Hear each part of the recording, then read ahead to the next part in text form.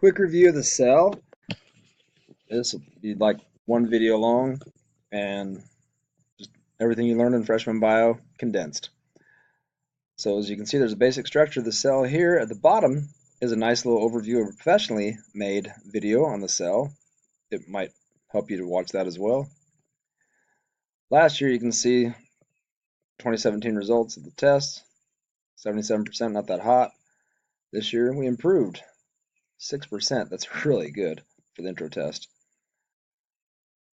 And then I've got the different class periods showing that my first period, 85% almost. That's rocking it, especially for the first people to see the test. And then 7th period, had the worst. Too much wanting to go home early and not enough focusing in class. That's going to change. All right, so if you're on my website, you got this far and clicked here, and you're listening to me now.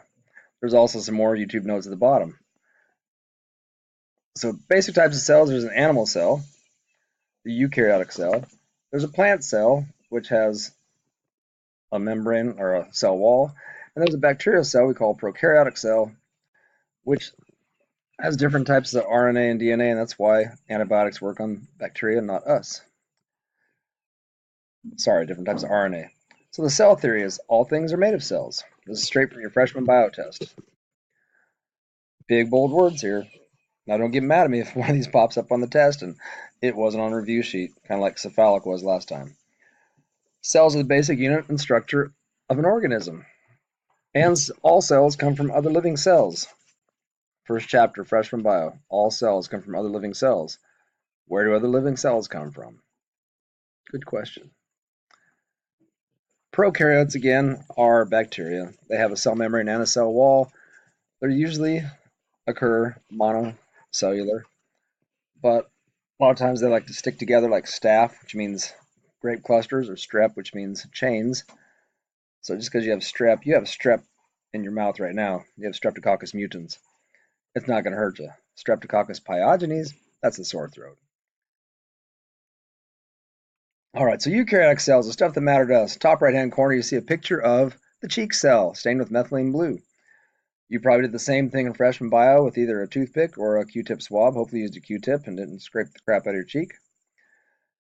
So they basically have a nucleus, which you can see the dark stain thing in the middle, which contains the DNA, the cell membrane, which holds it together, and a cytoplasm. Cyto means cell, plasm, kind of like our blood has plasma.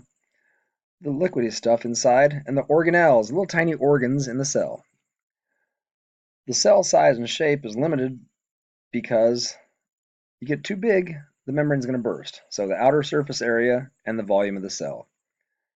You've seen some pretty big cells you can see with your naked eye, if you've looked at a chicken egg, but they have a nice hard shell encompassing them. Freshman bio, you deleted that chicken cell membrane by soaking it in vinegar, which chewed away all the hard shell casing, and then you could soak it and watch it shrink and grow up.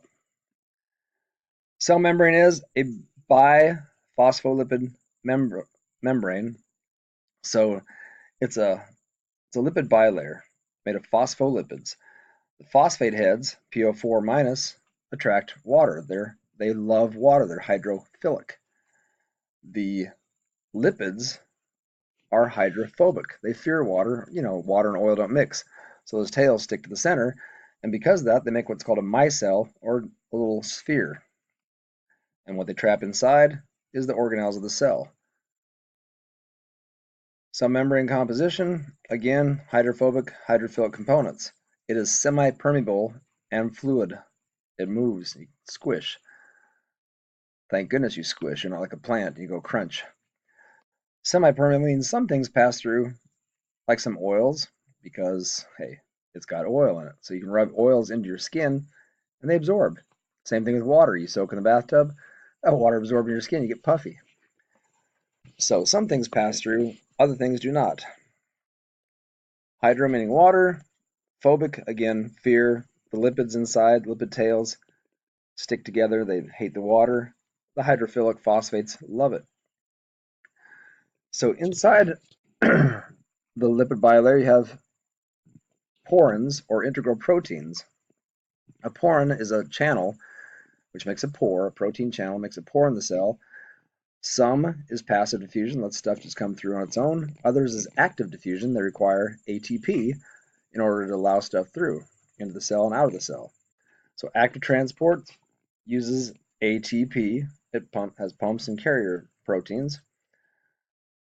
And then there are enzymes and receptors linked to the membrane as well. We have a lot of proteins on the outside of our cells, and we call those MHCs, or major histocompatibility proteins. And they are basically, we call them antigens, and they're alike in us. Your parents are close to you because you kind of got a mix of theirs. That's why organ donors look for someone who has a similar type of proteins on the outside of their cells. We call it antigens. It's not just proteins. It can be glycopeptidolipids or whatever. It's a mix of stuff. All right, so sterols, again, lipids that make, like cholesterol, they help stabilize the lipid layer. I like this picture. It's a very nice cartoon drawing, simple view of the cell membrane cross section. Got a glycoprotein, which means you got glyco, a sugar, a carbohydrate, and a protein combined. The lipid makes up your tail on the inside. The phosphates on the outside make up phospholipids. Integral proteins go through the membrane, and those again help move stuff in and out of the cell. Porins, hey, it's big and bold and red. It might be on the test. It's a protein channel right through the membrane, and below is a little diagram of some porins going through the cell membrane. The little orange and white round balls represent the phosphates. The gray tails are the lipid tails, and that charcoal gray dark thing is your porin. I guess those little tic-tac-toe things on the right side are stuff going through it. I don't know. Whoa. Active transport again requires ATP, energy to burn. Facilitated diffusion means it's facilitated. It uses a carrier channel to move in and out. So stuff has to go through a certain channel which allows only certain things through. And water diffuses by osmosis. There's two definitions of osmosis. One, water transferring through a membrane. Two, learning by immersion. We're talking about the cell, so we're talking about water going through the cell. So the molecules are lipid. They have a hydrophilic head, which is phosphate, and they have two fatty acids making up the fatty tail, and those fatty acids, again, are mostly fat, so they are hydrophobic. They don't like the water. Organelles. People first looked at cells, they go, oh, look, tiny organs. Let's call them organelles, because adding E-L-L-E at the end makes it sound small. They can only be seen under a microscope, unless you've got really, really good bionic eyes. They have specific functions, and they're found throughout the cytoplasm. That's between the membrane and the nucleus. Oh wait, the nucleus we call an organelle. So the endoplasmic reticulum. You can't just say endoplasmic reticulum. That's boring. We have rough and smooth ER. ER is a whole lot easier to say than endoplasmic reticulum. They're basically canals for movement.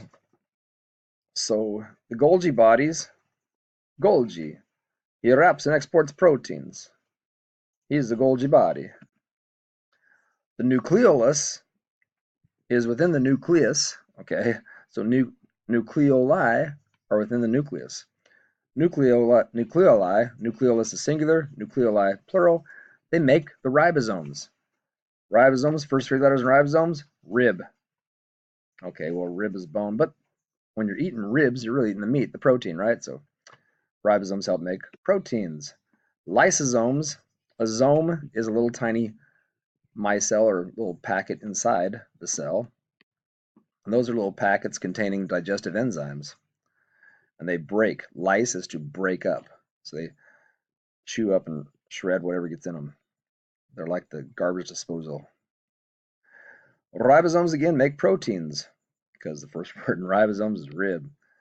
Makes you hungry. Golgi bodies. Again, the G. Should be Golji if they're going to pronounce it that way. That's another story. stacks of flattened sacs, and they look like that picture on the right. They have a shipping side and receiving side. Yes, the Golgi body is the shipping and receiving organelle of the cell. It takes in whatever the cell makes. If the cell is producing insulin, it's a pancreatic cell. Well, I guess that shoots right out into the blood. Okay. If it takes, it's still going to shoot it out through Golgi. It's going to package it, and that membrane of the Golgi body is the same as the membrane of the cell. It goes up and it hooks onto the cell membrane and shoots it out the membrane because it's a big thing. Insulin's pretty big. It can't just diffuse through the cell. So it gets shot out through the membrane, and then the Golgi body that attached to it now becomes part of the cell membrane because they're the same thing. Same, but different, but still same. Same phospholipid bilayer. Again, it says they modify proteins. So some proteins are made by the cell and they're inactive. Once they get wrapped up, now they can be activated because they're not going to affect anything once they're in their package. And then they transport it to the cell itself. Lysosomes, again, are lytic enzymes.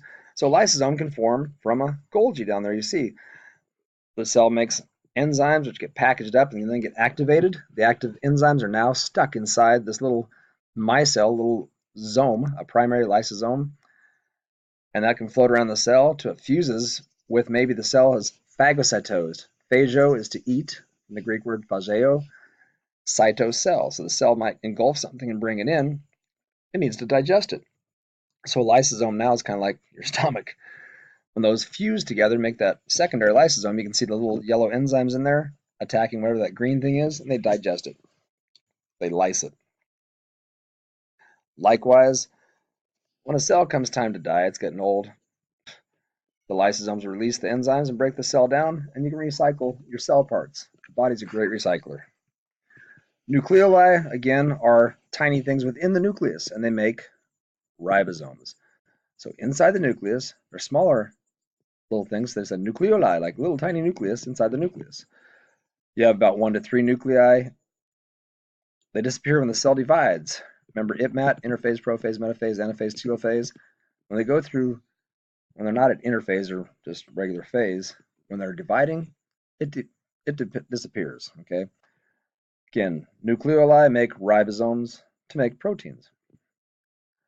Nucleus, again, is the control center, the library of the cell. It controls the cell activity, contains the chromosomes. Again, the DNA is the library, and only certain books or parts of the DNA are read for every cell. Thank goodness my tongue does not make the acid that my chief cells do, well, not chief cells, my parietal cells do in my stomach. They read different parts of the DNA. Thank goodness, otherwise I'd be spitting acid. That'd be gross. The centrioles, they appear during mitosis. They look like that little graphic on the right side, and they split to the ends, and with them they pull the spindle fibers along which the chromatids will pull off to the edges, and the cell can divide. Smooth endoplasmic reticulum.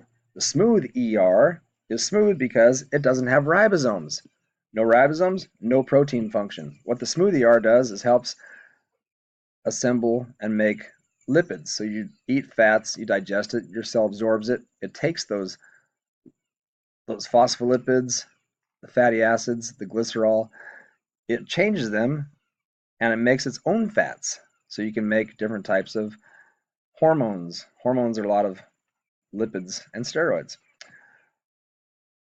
So you can mix your proteins and your fats together. So the smooth ER helps synthesize lipids and your steroids. Yes, you make steroids. Calcium is also stored in the smooth ER. Like we store calcium in our bones, cell stores it in the smooth ER. It detoxifies the drug. So the smooth ER is kind of like your liver also. It helps the cells get something in there. The smooth ER will help detoxify that bad something. And again, steroid metabolism, I kind of repeated that. Smooth ER is like a lipids manufacturing plant, also like the liver, also like the bones because it stores the calcium. But don't think bones because there's something called a cytoskeleton, cytocell, skeleton, because it kind of acts like the skeleton of the cell, helps keep the cell more roundish. So in this